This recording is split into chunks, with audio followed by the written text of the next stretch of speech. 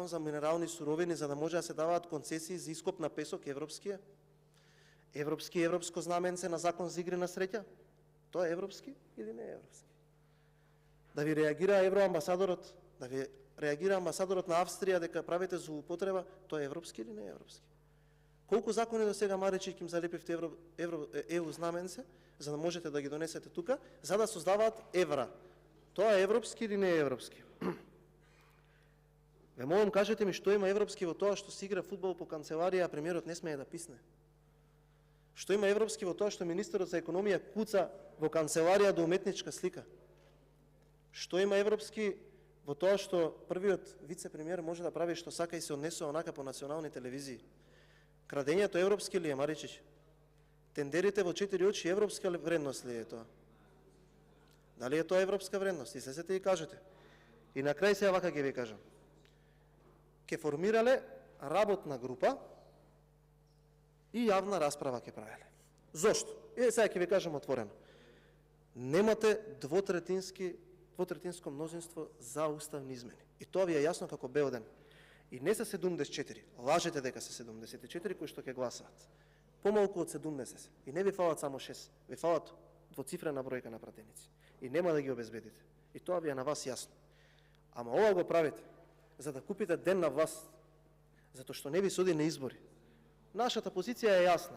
Ајде да одиме на избори, да ги покажеме нашите планови како сметаме дека треба да се извади Република Македонија од тоа каде што вие не внесовте, и потоа таа влада која што ќе победи, која што ќе биде влада на ВМРО ДПМН, без криминалците од ДУИ и овие од СДСМ, па да покажеме како може достоинствено да се надмине проблемот со европските интеграции. Но на вас не ви суди на избори, затоа што таму народот ќе ви покаже на вас и таквите како вас.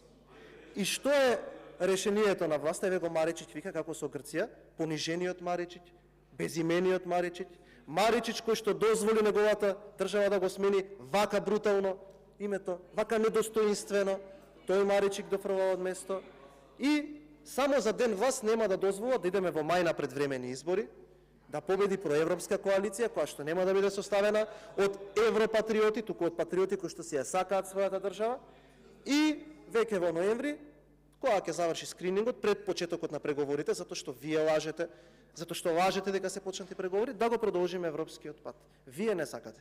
Вие сте против Европа во оваа држава. Вие за ден власт, вие лажете дека ќе има уставни измени, кога знаете дека ги нема. И што ќе прават? Исто како во старата комунистичка. Заради тоа што ова е камелеон политика.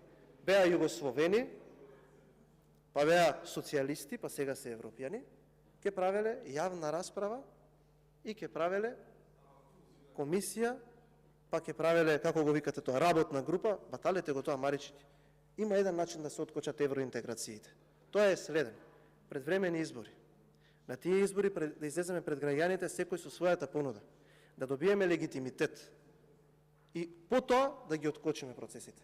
Немате двотретинско мнозинство, нема да го имате, лажете, ги лажете граѓаните, ги лажете дипломатите, сите ги лажете дека вие сте таа проевропска опција, која што може да се види единствено низ призмата на вашето поутронство, вашето понижено однесување, вашата безработност, секогаш кога оној прв премиер, наречен Артан Груби, излегува по телевизиите и ве срами со тоа неевропско однесување. Благодарам.